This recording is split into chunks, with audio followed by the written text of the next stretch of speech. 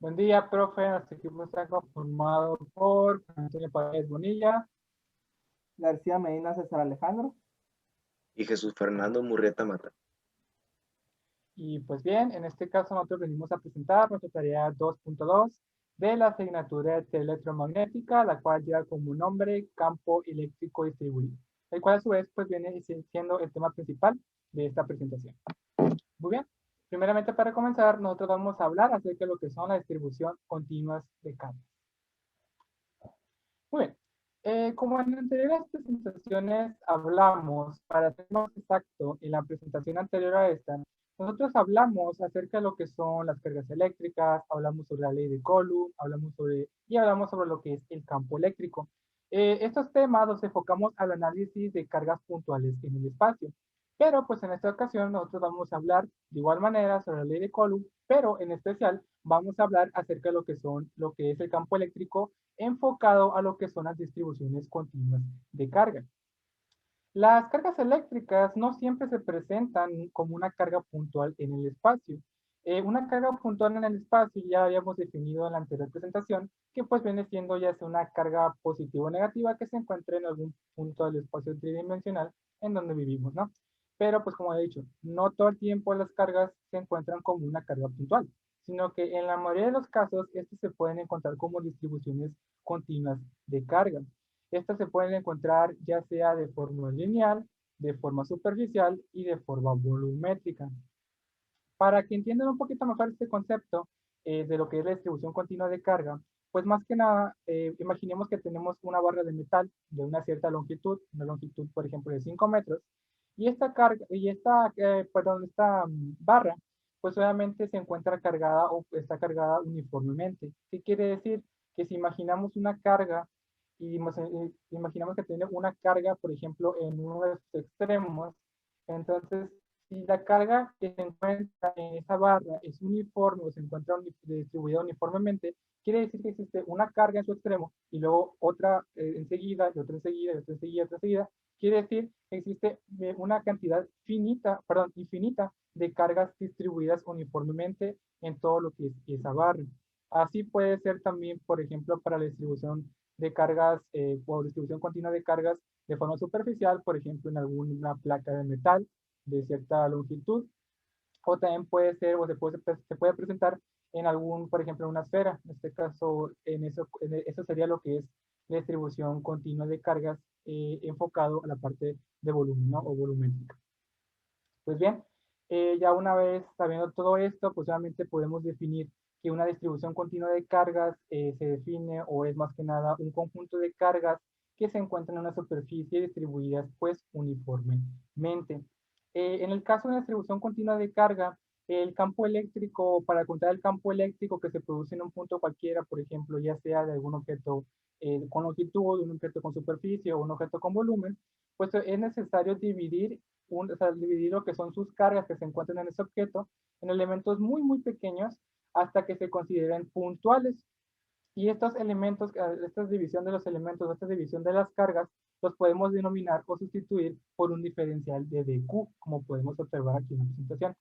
Ya hablamos que un diferencial es una razón de cambio, así que en este caso es una razón de cambio con respecto a lo que es la carga.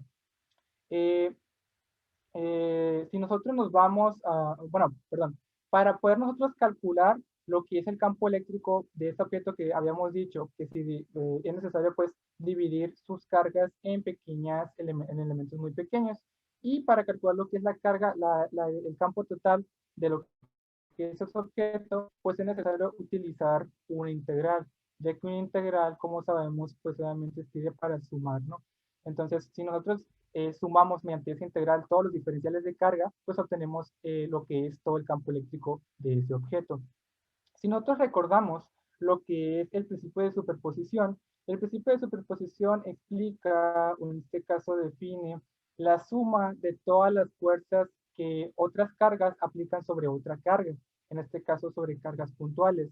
Pero si nosotros adaptamos el principio de superposición a lo que son las distribuciones continuas de carga, nosotros podemos sustituir el símbolo de suma, que parece una E, lo podemos sustituir por una integral, que hemos dicho que de igual manera representa o sirve para realizar una suma.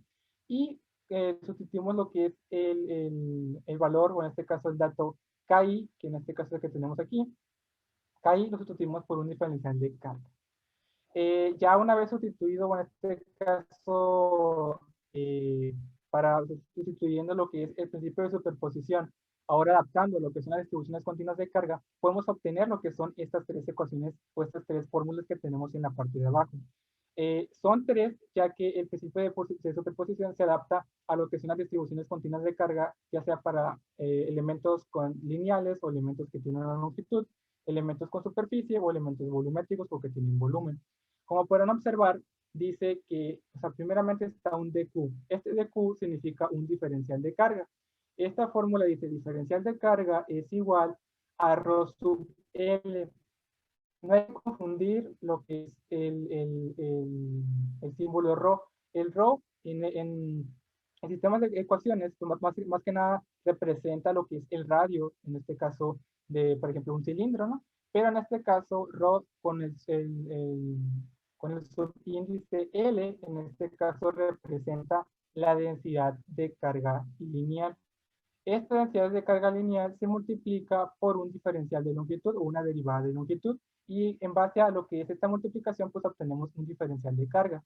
Pero aquí, como pueden observar, no está un diferencial de carga o no se obtiene un diferencial de carga, sino se obtiene lo que es la K sola. Esa K sola representa lo que es la carga total de un elemento. Entonces, para nosotros poder llegar de esta ecuación a esta ecuación, es necesario aplicar una integral en ambos lados de la igualdad. Entonces, como nosotros sabemos, la integral y la derivada son cosas diferentes o es lo contrario una de la otra.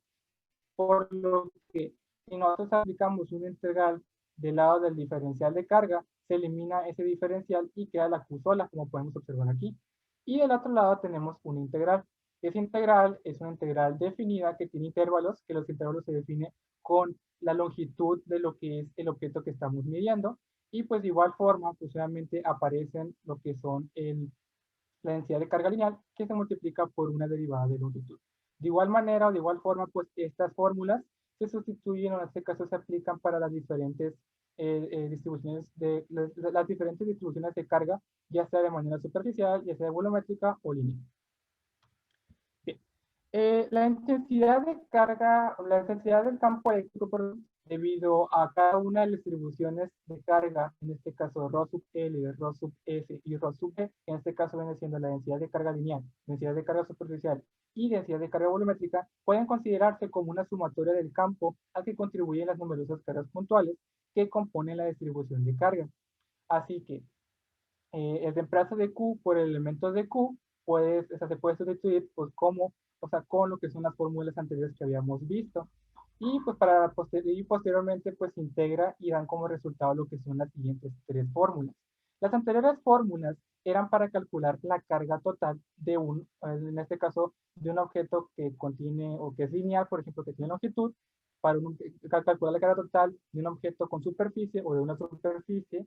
Y en este caso, las fórmulas también incluían lo que son una fórmula para calcular lo que es la carga total de un objeto con volumen. En este caso, si nosotros sustituimos lo que es el elemento Q por el elemento de carga de Q, obtenemos lo que son las siguientes fórmulas.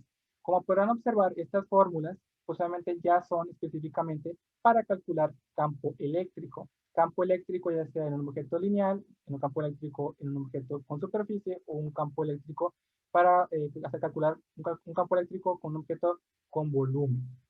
Como podrán observar, estas fórmulas se parecen mucho a las fórmulas o a la fórmula de ley de Coulomb que explicamos en la presentación anterior. Dice, en este caso, como podrán ver, dice PL, o en este caso ρ sub L, por una derivada de longitud, entre 4pi por epsilon 0 o E0, que es la permitividad en el espacio.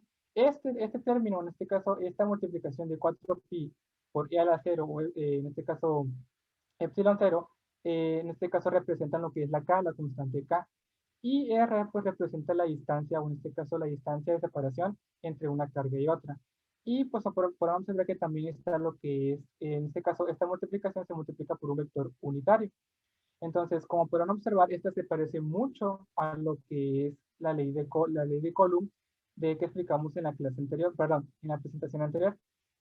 Entonces, En este caso, lo que nosotros hacemos es sustituir lo que son las cargas, porque en este caso ya no estamos analizando la fuerza de dos cargas, sino que estamos analizando el campo eléctrico entre dos cargas. También en la presentación anterior nosotros hablamos de que para calcular el campo eléctrico, o sea, tenías que primero calcular la fuerza entre las dos cargas con la ley de Coulomb, y en base a esa fuerza nosotros la dividíamos entre la carga y obteníamos lo que es el campo eléctrico. Ah, pues aquí viene siendo lo mismo. Entonces, en este caso, en vez de analizar lo que son estas dos fuerzas de carga, se analiza, pues obviamente se multiplica lo que es el rho sub L, con este caso que es la densidad de carga, que se multiplica por una derivada de longitud, y eso pues obviamente se multiplica por la constante K, o también se multiplica por lo que es, bueno, en este caso, la multiplicación, o sea, la multiplicación del valor de K, que se multiplica también posiblemente por la distancia, ¿no? Al cuadrado de, o en este caso, del objeto que tiene el campo eléctrico, es la distancia que tiene el objeto del campo eléctrico al que está afectando, en este caso la partícula que está afectando. Y eso se multiplica pues por el vector unitario. Y a todo eso se le saca una integral. Se le saca una integral, ¿por qué? Porque obviamente nosotros tenemos aquí arriba lo que son diferenciales de carga.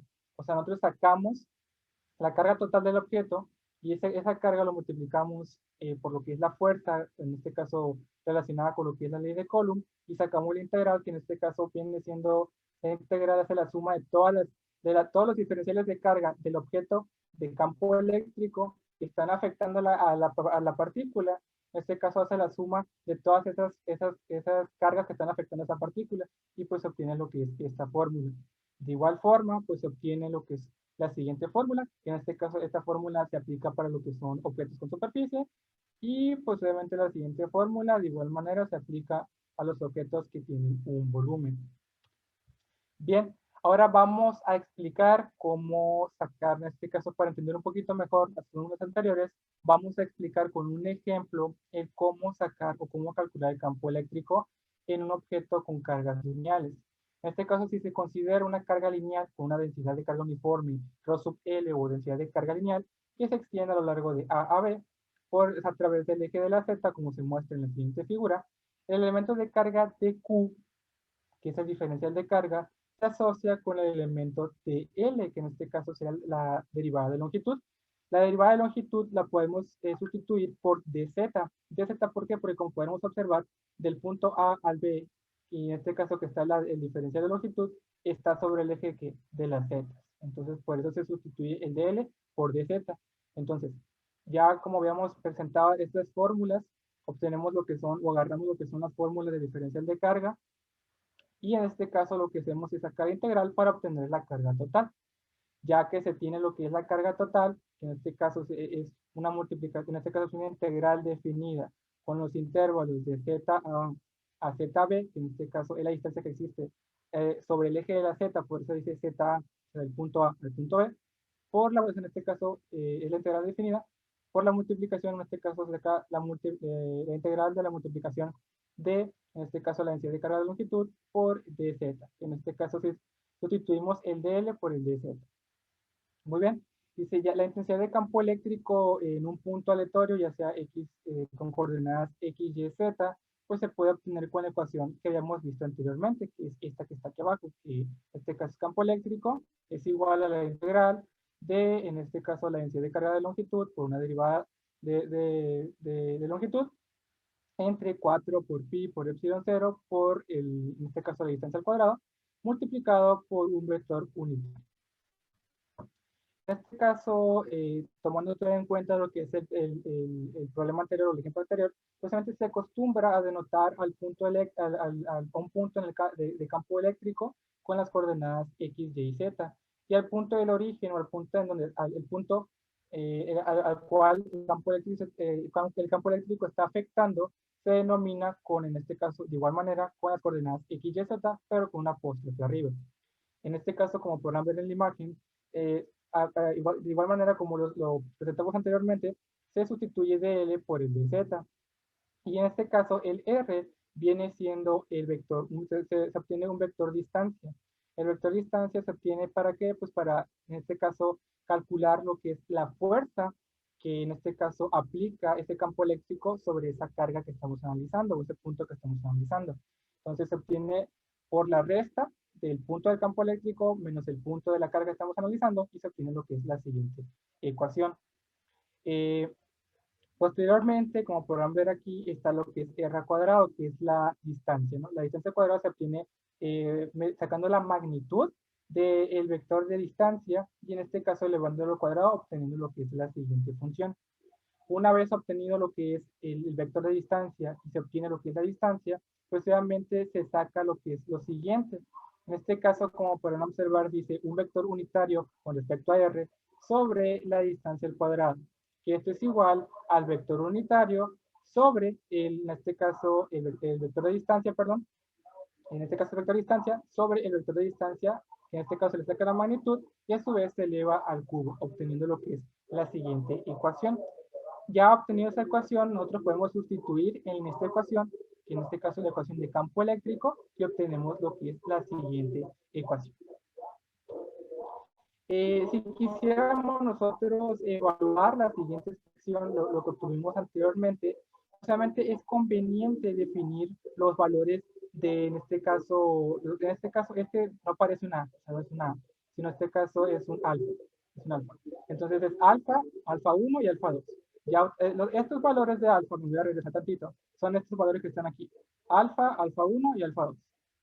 Entonces, ya cuando se definen estos valores, perdón, cuando se definen esos valores, ahí está, cuando se definen esos valores, los sustituimos esos valores sobre lo que es la distancia, obteniendo lo que es lo siguiente, que en este caso sería rho por la secante de alfa.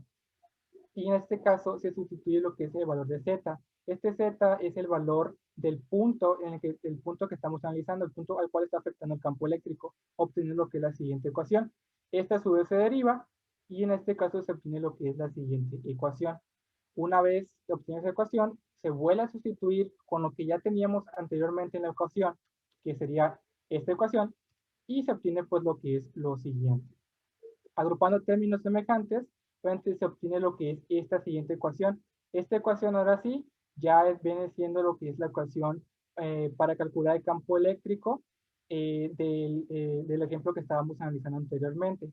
En dado caso de que, en este caso, como podemos observar, es una carga lineal, en este caso finita. O sea, ¿qué quiere decir? Es finita porque, como podemos observar, existe, o sea, un punto, ¿no? Una cierta distancia, pero no es infinita, no vale infinito, sino tiene valores específicos. Entonces, por eso, en este caso, esta fórmula es para calcular lo que es el campo eléctrico de una carga lineal, o sea, finita.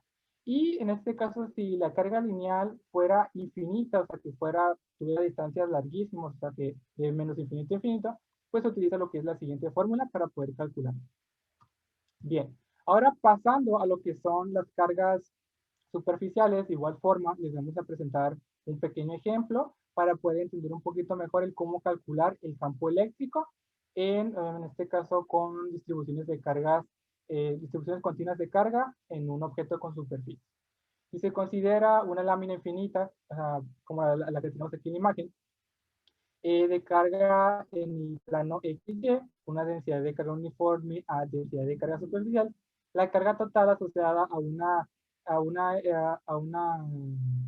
carga elemental con respecto a este, que en este caso es una derivada de superficie, es la siguiente. De igual manera, tomamos lo que es la fórmula de diferencial de carga, esto con el fin de, como podemos observar aquí, para obtener la carga total de esa lámina, que en este caso viene siendo la integral de, en este caso, la densidad de, o sea, la multiplicación, o sea, la integral de la multiplicación de la densidad de carga superficial por una derivada de superficie. Ya que se obtiene lo que es la carga total, obviamente en este caso se sustituye ese valor sobre la fórmula que ya habíamos visto y obtenemos lo que es esta fórmula. Esta fórmula, como podrán observar, se parece mucho a la anterior, obviamente en este caso enfocándolo a lo que son superficies. Pero como pueden observar, ya no dice es igual a una integral, sino que dice dE. En este caso es similar o es lo mismo, solo que en este caso no está despejada toda la fórmula, no está integrada la fórmula, sino que para obtener así la fórmula total es necesario, como ya hemos dicho, aplicar la integral a ambos lados, elimina el diferencial con la integral, dejando la pura E sola, que sería el campo total, que es igual a la integral de dQ, que sea el diferencial de carga, sobre 4pi por epsilon cero, que es la permitividad, multiplicado por la distancia de las cargas que estamos analizando, multiplicado por un vector unitario con respecto a él. Pues bien, por mi parte sería todo. Le voy a pasar la palabra a mi compañero César. A continuación, yo les continuaré explicando lo de la carga superficial. En base a la ecuación que mi compañero anteriormente había explicado, donde teníamos la derivada de E que faltaba integrar dentro de estos dos lados, que venía siendo esta ecuación que tenemos aquí. Y a partir de la figura que se muestra aquí, cuando tenemos una lámina infinita supuestamente, podemos determinar los siguientes componentes, que R, como ya mencionaba mi compañero anteriormente, es un vector de distancia que aparecen ahí. Ya al tener estos componentes, el vector de distancia, el vector unitario en AR y DQ, podemos sustituir estos términos dentro de esta ecuación para al final obtener esta ecuación posteriormente. A causa de la simetría de la distribución de la carga, para cada elemento 1 hay un correspondiente elemento 2, cuya contribución a lo largo de AP anula el elemento 1, así como las contribuciones de EP resultan en 0, de manera que E solo tiene componentes en Z. Como podemos ver aquí, como lo que quiere decir esto, como se muestra en la imagen, en este caso no se encuentran componentes en X o en Y, solo tenemos componentes en Z. Por lo tanto, se eliminan las otras dos y nomás nos quedarían componentes en Z. Siguiente.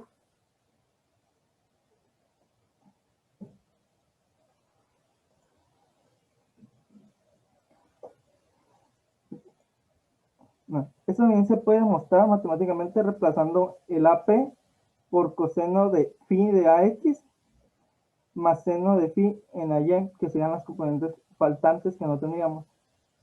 La integración de coseno de phi o seno de phi sobre desde 0 a phi hasta 2pi, que son los intervalos que hay en phi, da 0.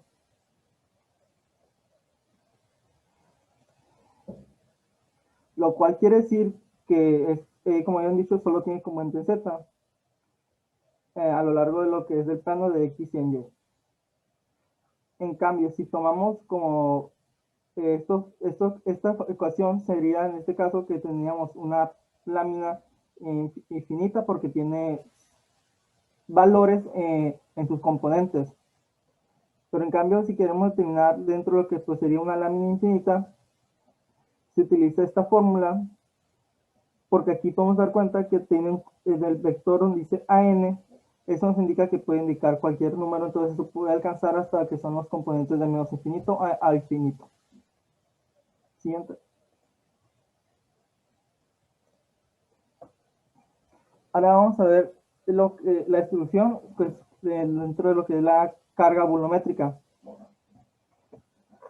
Ya cuando estamos hablando de lo que es una carga volumétrica, casi siempre nos estamos refiriendo a lo que es una esfera, entre comillas, se puede decir así. Igual como se había mencionado inconformemente, la fórmula que era derivada de Q por PV, que el P es la densidad de carga volumétrica, a eso se le aplica pues una integral a ambos lados para poder obtener la carga total, que sería Q.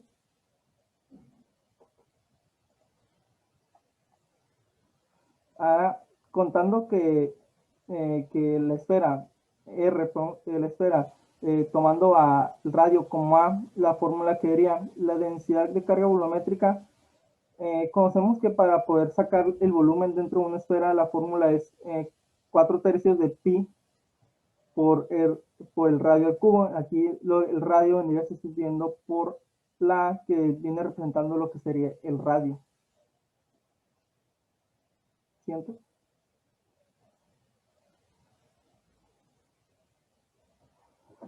El campo eléctrico de D en P debido a la carga volumétrica elemental es esta fórmula, igual como la anterior, solo que aquí estaría poniendo lo que es la densidad de carga volumétrica. Igual como en los casos anteriores, como aquí podemos ver en la figura, solo tenemos componentes en Z, no tenemos en X ni en Y. AR vendría siendo el coseno de AZ por el seno de Z de AP. Como ya mencionado, no se cuenta con componentes en lo de que es en X y en Y, lo que significa que solo tendremos lo que es Z. Siguiente.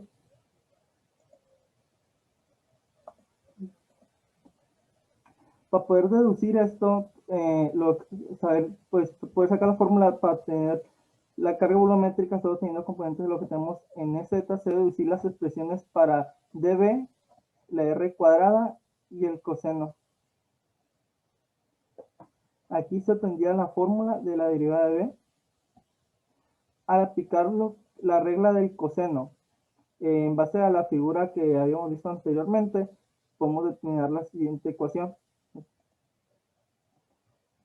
R cuadrada Z cuadrada más R cuadrada más 2ZR coseno de teta.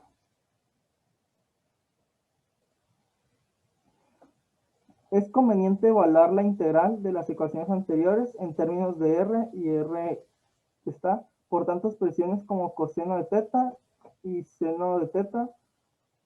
Esas expresiones en términos de R. Nos daría estas ecuaciones.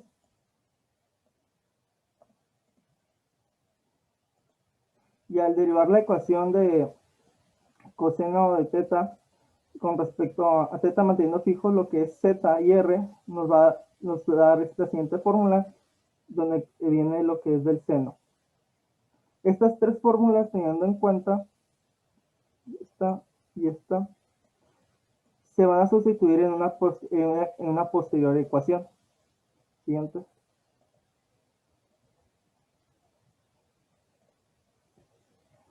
Como he mencionado, esas se sustituyen en esta ecuación para obtener pues la carga volumétrica, que en este caso solo tendremos componentes en Z, se especifica aquí. Pero en dado caso que, como los ejemplos anteriores, llegamos a tener algo infinito, se vendría utilizando lo que es la siguiente fórmula. Siguiente.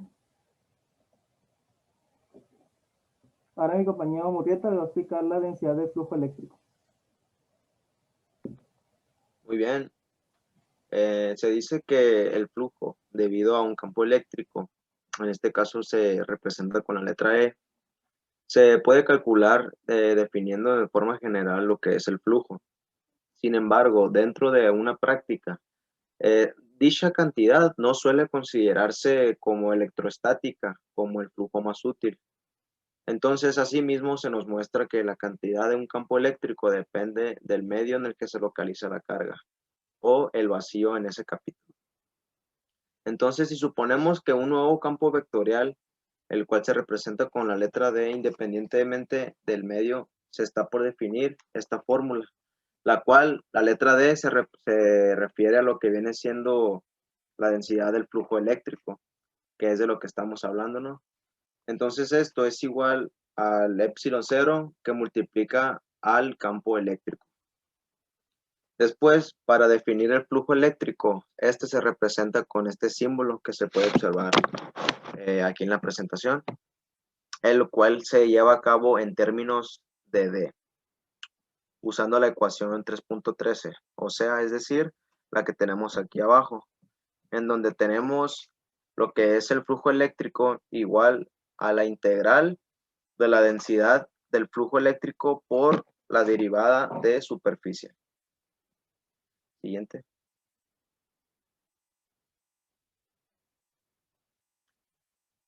También, como todas ecuaciones, podemos observar que existe dentro del sistema internacional lo que viene siendo la línea de flujo eléctrico. En este caso emana de un coulomb y termina en menos un coulomb. En consecuencia del flujo eléctrico, este se mide en coulomb Así que en un campo vectorial se le llama densidad de flujo eléctrico y se mide en coulombs por metro cuadrado. Por razones históricas, a la densidad de flujo eléctrico se conoce como un desplazamiento eléctrico, la cual nos deja ver claramente que todas sus fórmulas deducidas están para el campo eléctrico en la ley de Coulomb. En las secciones 4.2 y 4.3 se observan cómo se pueden usar para calcularlo, salvo que una vez que se multiplica por el epsilon cero. En el caso de una lámina infinita de carga, por ejemplo, se muestran las ecuaciones 4.26 y 4.35, las cuales entre estas dos generan la que está aquí en la parte de abajo, que esta se refiere de igual forma a lo que viene siendo la densidad del flujo eléctrico, que es igual a la densidad de carga superficial entre dos, las cuales multiplican a lo que viene siendo un vector unitario. Siguiente. Y por último se menciona que cuando se encuentra lo que viene siendo una distribución de carga volumétrica, las ecuaciones anteriores resultan en esta, en lo que viene siendo la ecuación de igual forma como lo que estamos hablando, lo que es la densidad del flujo eléctrico, es igual a la integral de, en este caso, la densidad de carga de volumen por la derivada de volumen, que esto está dividido entre 4pi por la distancia al cuadrado, que todo esto multiplica a lo que viene siendo el vector unitario, en este caso de la distancia, ¿no? Porque es de lo que nos estamos refiriendo. Y si observamos en las ecuaciones 4.37, que es la que les mostré en la diapositiva anterior, y la 4.38, que es esta que está aquí en la parte de arriba, podemos observar que la densidad de flujo eléctrico, solamente viene siendo una función de carga y de posición. O sea que es independientemente del medio. Y pues por nuestra parte esto sería todo. Muchas gracias, maestro, por su atención. Y pues esperemos que le haya gustado. Muchas gracias. Gracias, profe.